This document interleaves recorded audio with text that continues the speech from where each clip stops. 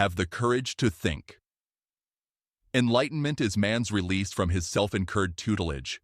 Tutelage is man's inability to make use of his understanding without direction from another. Self-incurred is this tutelage when its cause lies not in lack of reason, but in lack of resolution and courage to use it without direction from another. Sapere aude. Have courage to use your own reason. That is the motto of enlightenment. Immanuel Kant. Why did I quote this? Because more than ever, we are surrounded by a flood of voices telling us what to think, how to feel, who to follow, and what truth is. And in the midst of all that noise, Kant's words land like a lightning bolt. Have the courage to use your own reason.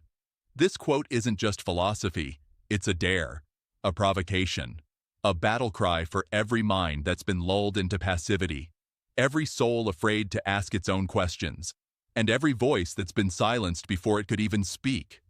What Kant meant. Kant wasn't just talking about ignorance.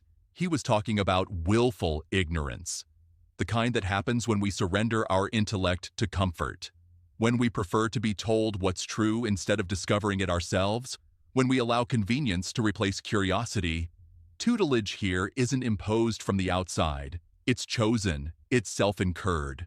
We bind ourselves with the chains of compliance, routine, and fear, not because we're incapable of thinking, but because we're afraid to stand alone in our thinking.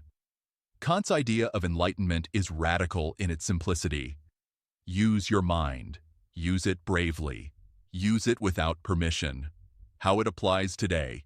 Fast forward to now, we are more educated, more connected, and more opinion-saturated than at any point in history.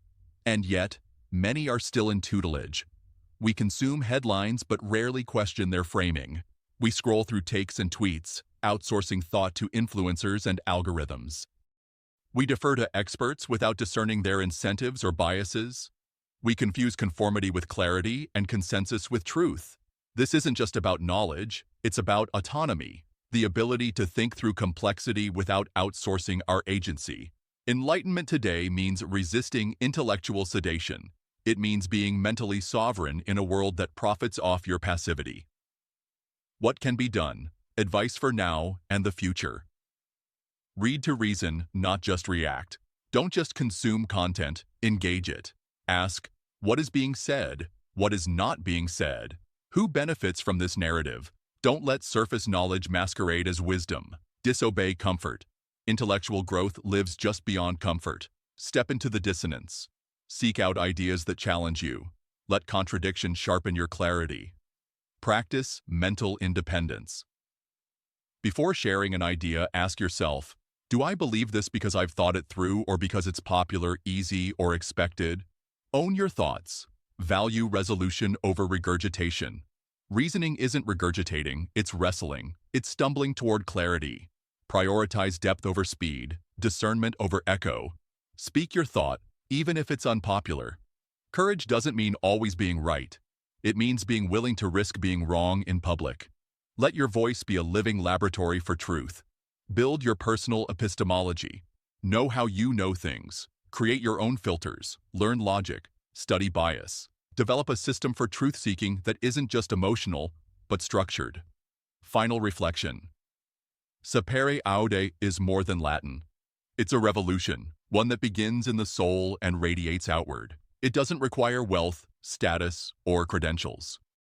It requires only this, the courage to be awake, to not wait for permission, to not wait for approval, to not wait for the world to simplify itself for your convenience. Because when you start thinking freely, reasoning clearly, and speaking authentically, not only do you awaken, but you become a beacon for others still trapped in tutelage. And that is the truest kind of enlightenment. So I say this not as a philosopher, but as a fellow seeker. Don't outsource your mind. Don't sell your sovereignty. Don't live on borrowed beliefs. Sapere aude. Dare to know. And more importantly, dare to become.